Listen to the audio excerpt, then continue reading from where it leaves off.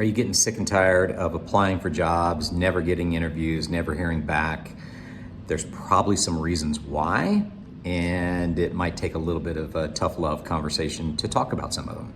No employer is probably ever going to tell you the truth of what happens, of why you didn't get an interview or a call back. And I hear the same things all the time. The market stinks. They won't even call me back. Confusing a tough market with a competitive market is a mistake. They are two distinctly different things. And working in the sports business, it is mostly a competitive market. Getting a job in sports, there are no second place trophies. And honestly, some of the problems actually could be on you. So we're going to talk about some of those reasons why it happens. Maybe start with a little bit of reality check. There are more than 6,000 sports jobs out there listed in the United States. There are more than 4,000 sports jobs listed outside the United States. The market is there. It's just very competitive. Here are some of the reasons you might not be getting a call back, and some of this is a little tough love that may hurt a little bit. 1, sports is super competitive as an industry. It has its downsides 100%, but a lot of people still want those jobs. And just like grade school, some kids were picked first for dodgeball and some were picked last.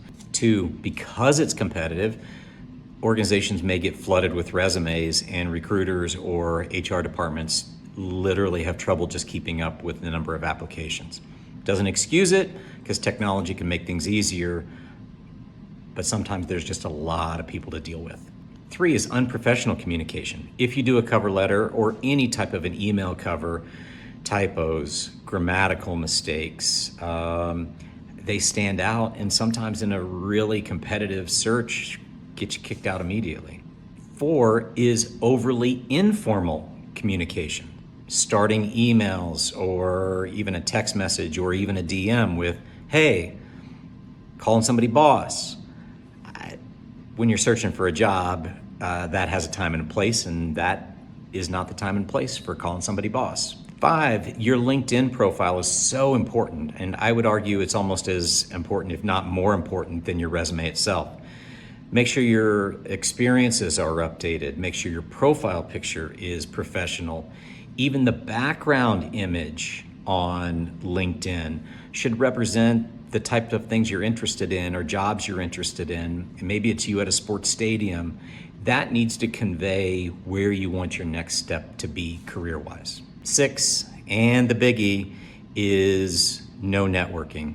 Simply thinking you can hit submit on an application and your work is done is flawed. I do several posts about networking, so you can see those in my profile, but hitting submit isn't enough. I do have other videos on a lot of these topics because every one of these bullet points is a deep dive in and of itself. This just hit it at a high level. So feel free to save this, check out some of my other videos, and follow along for other tips on working in the sports business. In the meantime, go earn that first place trophy.